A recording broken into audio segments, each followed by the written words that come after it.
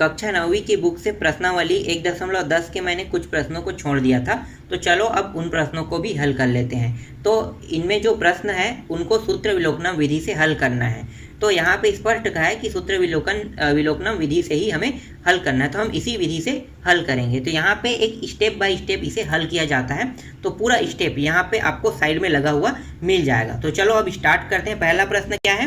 पहला प्रश्न है 9409, और मैंने पहला और चौथा को छोड़ दिया था। तो पहले पहला को हल करते हैं, उसके बाद चौथा को हल करेंगे। पहले इसे दो भागों में विभक्त कर देंगे। तो जोड़ा बना लो, ये पहला जोड़ा और ये दूसरा जोड़ा, दो भागों में विभक्त हो गया। इसके बाद दूसरा स्टेप में आते हैं, और पहले भाग को हमने क्या नाम दिया? बायां, और दूसरे भाग को हमने दायां नाम दिया। ठीक है, तो पहला स्टेप हमारा कंप्लीट हो गया। सेकेंड स्टेप में आते हैं, दूसरे नंबर में। तो दूसरे नंबर में हमें जो दायां भाग है उसे देखना है। तो दायां भाग में देखो 09, तो इसका इकाई अंक क्या है? 9 है। तो हमें ऐसी संख्या ढूंढना है जिनका गुणा करने पर इकाई अंक 9 प्राप्त हो। वो जो दोनों संख्या रहेंगे वो दोनों के दोनों संख्या समान समान गुणा होना चाहिए। ठीक है, अगर एक का गुणा कर रहे हैं तो एक से ही गुणा करोगे, दो का गुणा हो रहा है तो दो का गुणा करोगे, तीन का गुणा हो रहा है तो तीन का गुणा करोगे। तो दोनों का समान समान अंक का गुणा होने पर इकाई अंक जो आएगा उसी इकाई अंक को हम यहाँ पे लेंगे। तो देखो यहाँ पे मैंने किया है 1 गुणा 1 बराबर 1, 2 गुणा 2 बराबर 4, 3 गुणा 3 बराबर 9। इसी तरह से पूरा देखो 7 गुणी 7, 10 गुणी 10, ऐसे किया हूँ मैं। तो यहाँ पे जो इकाई अंक है वो कितना आना चाहिए? 9 आना चाहिए। तो देखो यहाँ पे इकाई अंक क्या प्राप्त हो रहा है?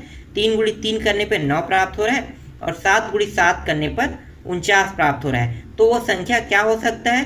तो एक संख्या तो 3 हो रहा है, क्योंकि 3 गुणी 3 कर रहे हैं, तो एक संख्या 3 प्राप्त हो रहा है, और दूसरी संख्या 7 गुणी 7, तो दूसरी संख्या 7 प्राप्त हो रहा है। तो दूसरा स्टेप भी कंप्लीट हो गया। आगे बढ़ते हैं तीसरा स्टेप की ओर। तीसरा स्टेप में अब देखना है हमें बायां भाग को। बायां भाग में देखो, बायां भाग में क्या है? 94 है। तो अब इन्हीं संख्याओं को देखना है आपको, और हमें ये देखना है कि जब दोनों संख्या का हम गुणा करेंगे तो उसके गुणे का जो मान है वो 94 से अधिक नहीं होना चाहिए। तो देखो यहाँ पे 9 गुणी 9 81 हो रहा है, और 10 गुणी 10 100 हो रहा है। तो अगर हम 10 को लेते हैं तो ये अधिक हो रहा है, इसलिए हम अधिक वाले मान को नहीं लेंगे। किसको लेंगे? जो कम प्राप्त होगा। तो 94 से कम कौन आ रहा है? दोनों संख्या को बराबर बराबर गुणा करो, 9 गुणी 9, तो यहाँ पे 81 आ रहा है, मतलब हम यहाँ पे 9 को ले सकते हैं। तो बायां भाग का मान कितना प्राप्त हो गया? 9 प्राप्त हो गया। अब चलते हैं चौथे कंडीशन में। ठीक है, चौथे कंडीशन में हमारा आंसर क्या क्या हो सकता है? हमारा आंसर हो सकता है या तो 93, ठीक है, इसके साथ ले लिए तो 93, फिर दोबारा अगर इसके साथ लेंगे तो 97। तो हमारा जो आंसर है या तो 93 होगा या तो 97 होगा। ठीक है, यहाँ पे दो कंडीशन यहाँ पे लागू हो रहा है। क्या क्या हो सकता है? एक 93 और एक 97। ठीक है, ये चौथा ही कंडीशन के अंदर मैं बता रहा हूँ आपको। तो यहाँ पे दो मान प्राप्त हो रहा है, एक तो 93 और एक 97। इन दोनों में से कोई एक हमारा आंसर होगा। आगे बढ़ते हैं पांचवें पे। ठीक है, पांचवा स्टेप में हमें क्या करना है? इन दोनों के बीच की संख्या देखना है। इन दोनों के बीच की संख्या क्या क्या हो सकती है?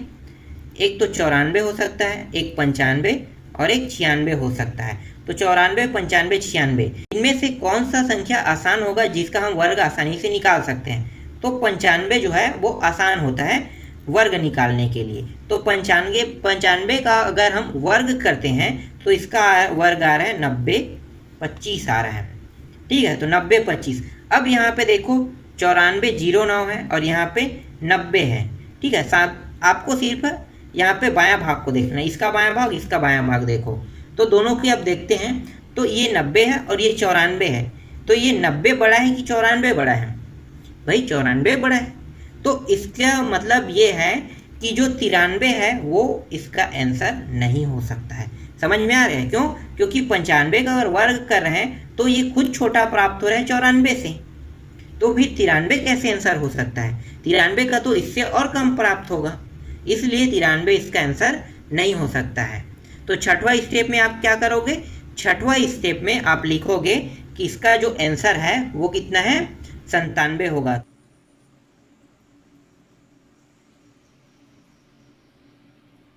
तो यहाँ पे आप लिख सकते हो अभीष्ट संख्या 97 है।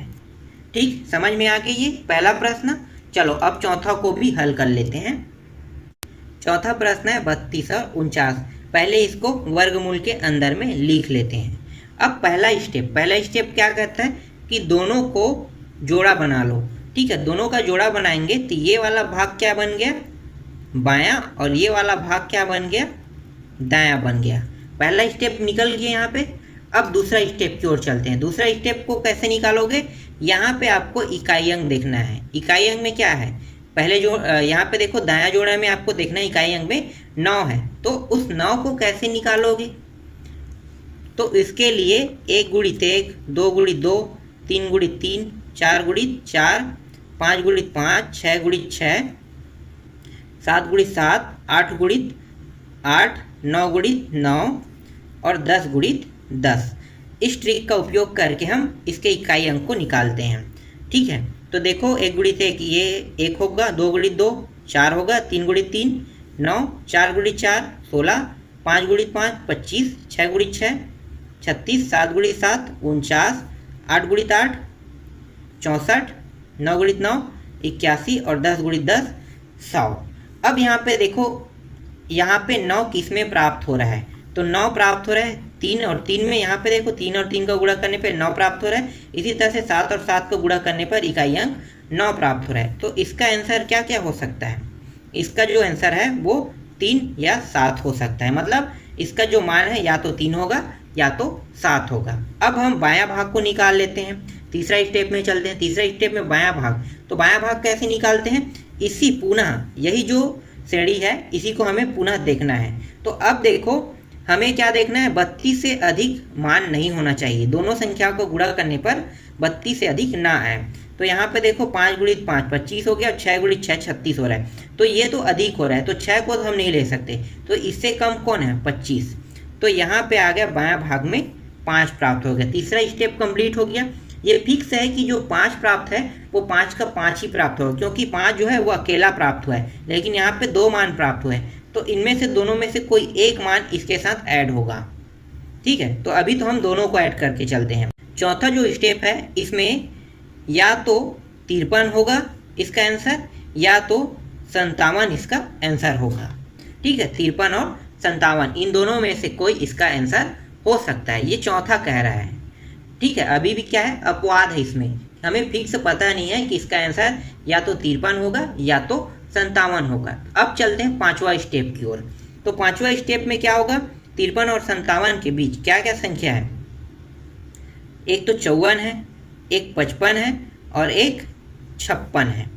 तो 54 55 56, इसमें आसान होगा कि अगर हम 55 का वर्ग करेंगे तो आसानी से हम इन दोनों में से कोई जो एक आंसर है उसको हम ढूंढ सकते हैं। तो 55 का वर्ग कर दो, तो 55 का अगर हम वर्ग करते हैं तो 55 का वर्ग प्राप्त होता है 30 25।